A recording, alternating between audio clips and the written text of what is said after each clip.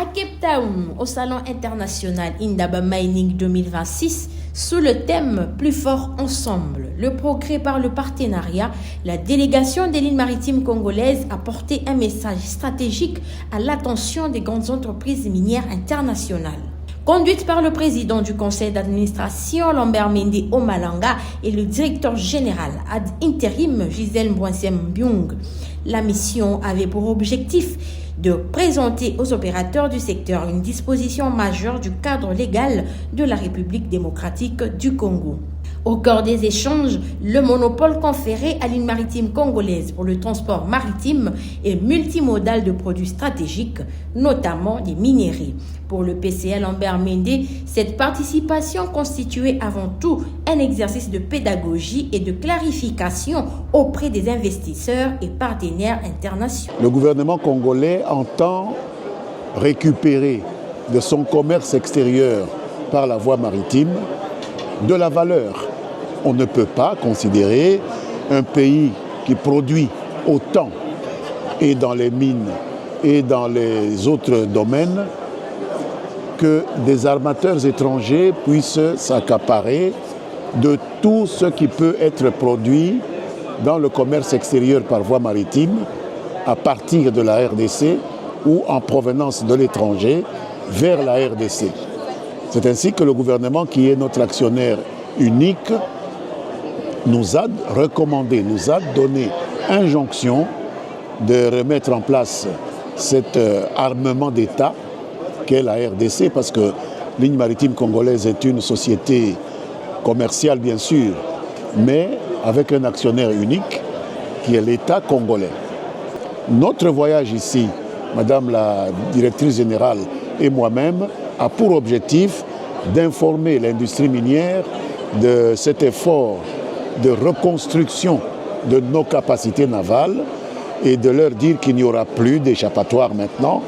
Le quasi-monopole que l'État nous reconnaît pour le transport de produits stratégiques doit être d'application, puisqu'on ne négocie pas l'application d'une loi, c'est la loi qui nous la donne.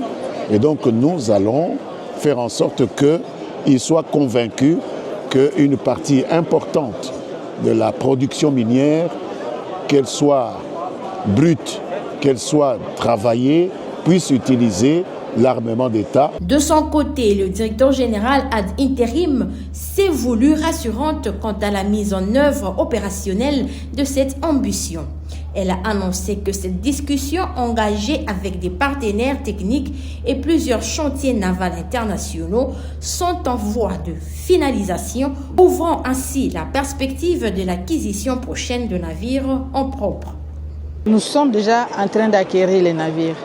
Disons, si je dis le processus est là, nous sommes dans les phases finales pour signer les contrats avec les entreprises qui vont nous accompagner. Nous avons des contacts très approfondis au niveau de Shanghai. Et d'ailleurs, nous sommes en train d'aller encore pour finaliser.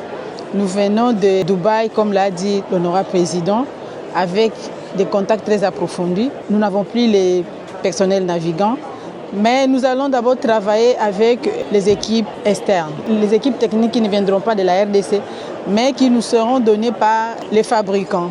Et puis au fil du temps, nous allons les remplacer avec nos éléments, parce que nous avons déjà envoyé quelques éléments dans différentes universités. Il y a nos jeunes qui sont en train déjà d'être formés pour effectivement remplacer ceux qui sont partis. Cette stratégie d'investissement s'inscrit dans une planification progressive. Les premiers navires seront adaptés aux contraintes techniques des ports de Boma et de Matadi avant l'entrée en service de ports en eau profonde de Banana, dont les infrastructures permettront l'accueil des bâtiments de plus grande capacité. Nous allons d'abord acquérir les navires adaptés à notre port de Matadi et de Boma. Par après, je pense d'ici une année, parce que d'ici le mois de février prochain, le port sera inauguré. Nous allons aussi nous adapter avec les grands navires, parce que nous pensons que nous devons offrir à ces Congos cette opportunité où que l'on parle de nous, que les navires congolais puissent sillonner aussi le monde. Les moyens, je peux dire oui. Les moyens d'abord, c'est l'être humain. Quand l'être humain est là, il sait que non, l'argent, on le cherche. Nous allons investir sur l'être humain. On a des opportunités. Une entreprise ne peut pas fonctionner avec ses moyens propres. Il fonctionne toujours avec les moyens d'autrui, qui sont des banques. Les institutions financières sont là pour financer les activités économiques. Alors, nous sommes derrière les institutions financières. Il y a l'FPI, nous sommes en contact avec. Il y a plusieurs banques.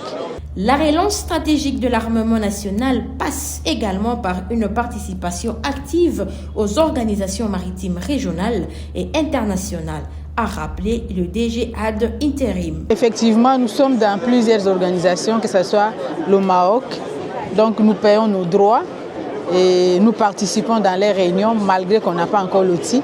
Mais nous sommes là, nous sommes présents. Pas de dettes, tout va bien. Même si on peut avoir quelques dettes parce qu'il n'y a pas une structure qui peut manquer des dettes. Mais nous allons harmoniser. Mais nous y sommes. Un message d'espoir a également été adressé aux Congolais.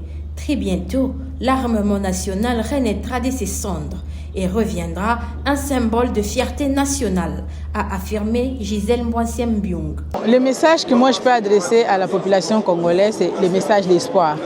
Ils doivent espérer que bientôt là, l'LMC va sortir de son gouffre et va revenir à la surface avec des navires pour redonner quand même ce souffle nouveau, que ce soit au personnel de l'LMC, que ce soit à toute la population congolaise. Donc c'est cet espoir-là. Et qu'ils peuvent compter sur nous, que de partout où ils seront desservis, que ce soit de la Chine, Dubaï, l'Inde, les États-Unis, les Royaumes-Unis, partout dans le monde, ils seront desservis, qui comptent sur nous et nous sommes là pour les servir. Ces acquisitions historiques s'inscrivent dans la vision du président de la République, Félix Antoine Tshisekedi Tshilombo, en faveur du renforcement de capacités nationales et de la souveraineté économique.